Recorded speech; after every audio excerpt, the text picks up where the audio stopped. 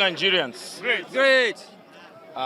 Today, we are here to rise in defense of the rule of law and demand immediate compliance with the Court of Appeal's order. Today, we gather at the headquarters of the Independent National Electoral Commission, INEC, to reaffirm our commitment to the rule of law and the integrity of our democratic institutions.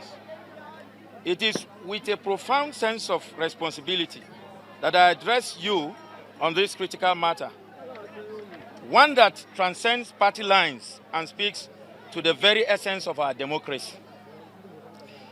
You recall that on the 12th of March 2026, the Court of Appeal of Nigeria, Abuja Division, delivered a judgment in appeal number CA/ABJ/CV/145/2026.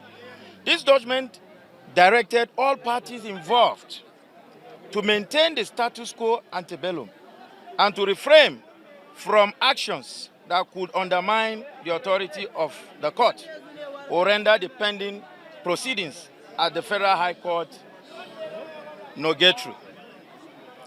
This order is not merely a recommendation.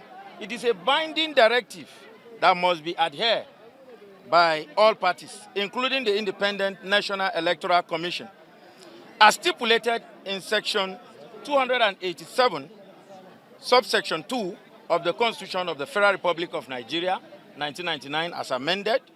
The decision of the Court of Appeal are binding on all authorities and individuals. Following the court judgment, our legal representatives formally notified INEC on the 15th of March 2026, urging compliance with the court order. A subsequent letter was sent on the 27th March 2026, demanding full compliance within 7 days, failing which we would initiate competent and committal proceedings against the chairman of INEC. The persistent refusal of INEC to comply with a valid court order is a matter of grave concern. This disregard for judicial authority undermines the rule of law and threatens the very foundation of our democracy. It is imperative to recognize that no institution in Nigeria is above the law.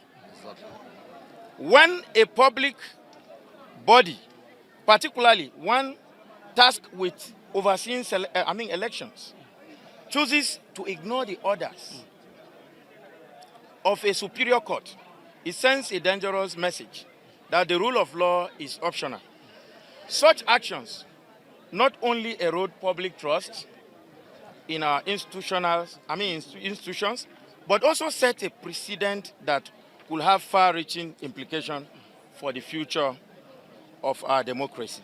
Today, we stand here not just for the African Democratic Congress, but for all Nigerians who believe in the sanctity of our legal system and the protection of democratic order. We demand the following. 1, immediate compliance with the orders of the Court of Appeal issued on 12th of March 2026. Secondly, full restoration of the status quo ante bellum as directed by the courts. That's the Court of Appeal. An end to all actions that could undermine pending judicial proceedings. This protest is peaceful, lawful, and necessary.